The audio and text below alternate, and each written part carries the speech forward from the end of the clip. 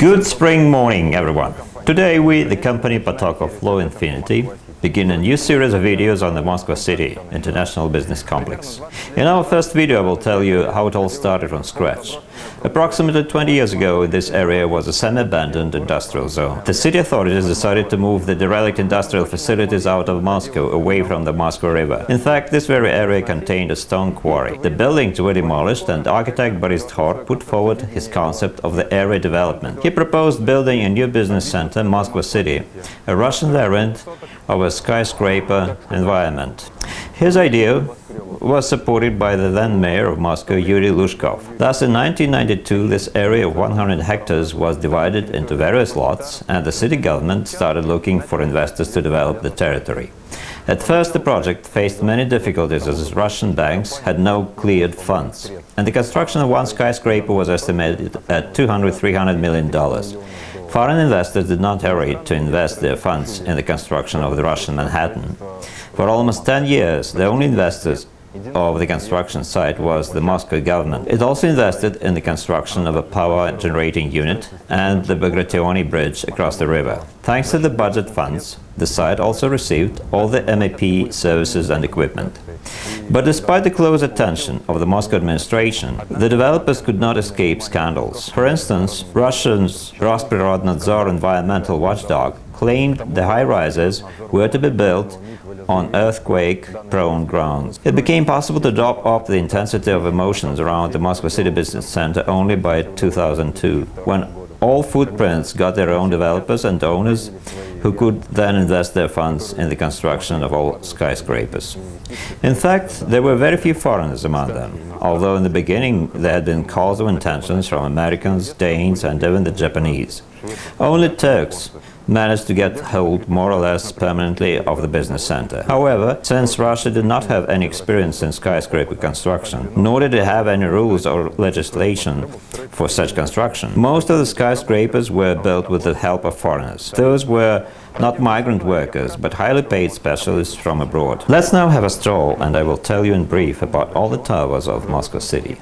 On the embankment near the Bagration Bridge, there are a couple of memorial signs. This one was installed to honor the beginning of the Moscow City Multipurpose Business Center construction by ST Group, with the participation of the bank group STS Agro, supported by the Moscow government. February 18, 1998. The first completed project of the Moscow City Business Center was Tower 2000 and the Bagration Bridge, which serves as a commercial pedestrian overpass across the Moscow River. Tower 2000 has 34 floors and is 104 meters tall. Tower Revolution, earlier called City Palace, is being erected on lots 2 and 3. The tower is going to be 48 floors and 250 meters high.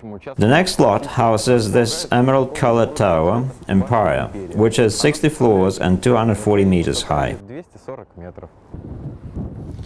Another complex of skyscrapers located on the Moscow River embankment, the city of Metropolises, consists of 2 towers and an office podium. Tower St. Petersburg is 65 floors and 256 meters high. Tower Moscow is 70 floors and 301 meters high. On the Presnensky embankment curve is the tower on the embankment. It features 3 buildings, A, B and C, which are 85, 127 and 268 meters tall correspondingly.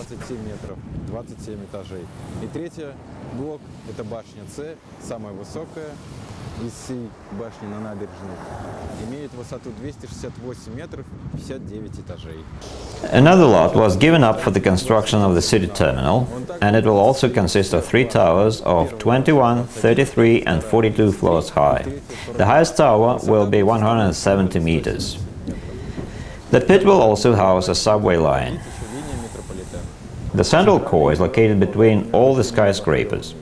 It is 7 floors and 90 meters high. It also occupies several lots with a hotel complex, commercial and entertainment complex, and a movie theater. On Lot 12 of MIBC, the Eurasia Tower is being built. It's going to be 70 floors and 309 meters high. Nearby, on Lot 16, another business complex is being built. It will consist of two towers, 191 and 335 meters tall, and a 9-story and 30 meters high car parking facility.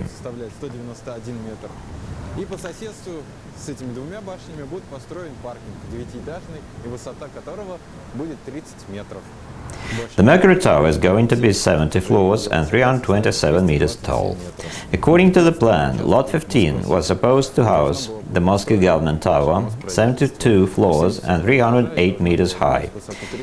As of today, the building has been built only to the ground level. The future of the project is unknown. The North Tower business complex is 27 floors and 132 meters high.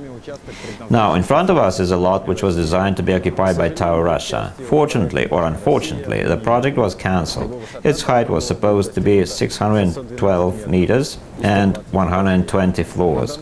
A new competition has been announced, but no new project has been chosen yet. For the time being, the footprint is occupied with a parking lot. And the tallest to be building of the whole Moskva city complex is the Federation Tower. It consists of two towers, West or Tower B, and East or Tower A. The commissioned Tower West is 62 floors and 242 meters high. Tower East is going to be 93 floors and 354 meters high. Also, the complex has a spire between the towers, which is going to be 448 meters. That's about it for today. In the next issue, I will tell you about each skyscraper in more details. Watch us in the flow.